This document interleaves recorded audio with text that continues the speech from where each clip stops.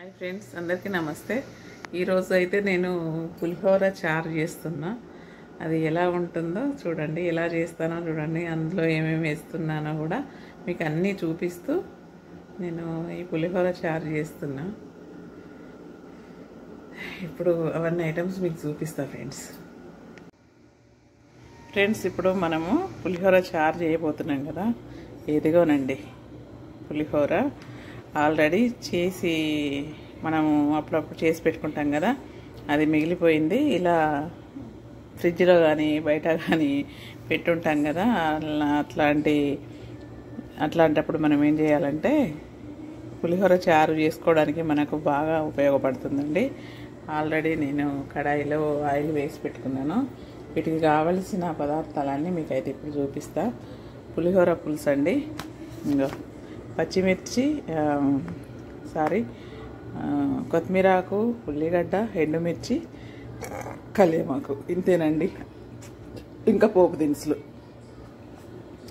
Already నేను oil కడాయి పెట్టి oil అయితే వేసాను.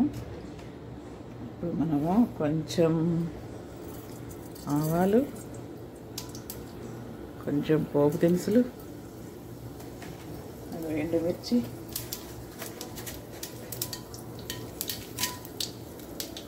అలాగే కల్లేమాకు,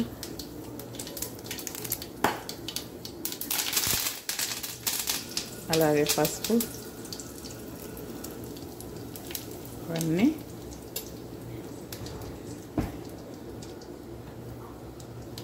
మంచిగా ఫ్రై చేసుకోవాలండి. పసుపు పచ్చి వాసన పోయే వరకు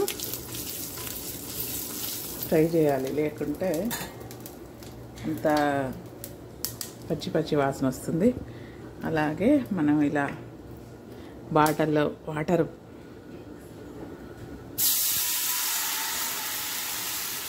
ఇలా వేసేసుకోవాలి, ఎంత అవసరం అనుకుంటే అంత. ఇప్పుడు మనం చూడండి, ఈ పులిహోర పులుసు ఉంది కదా, ఇందులో కలిపేయడమే. ఎందుకంటే ఇది వేస్ట్ అయిపోతుంటుంది కదా ఫ్రెండ్స్. వట్టిగా వేస్ట్ కానియకుండా మనం ఇలా చారు చేసుకుంటే, చింతపండు మనం అందులో పెట్టేసి ఒకసారి తిన్న తర్వాత 2 సార్లు తిన్న తర్వాత అది అలాగే మిగిలిపోతుంటుంది. అప్పుడు మనం ఒక్కొక్కసారి తినాలనిపించదు. ఆ మిగిలిపోయిన దాన్ని వేస్ట్ చేయకుండా మనం ఇలా అప్పుడప్పుడు చారు కానీ మళ్ళీ పులిహోర కానీ తినడం వల్ల అది కంప్లీట్ అయిపోతుంది.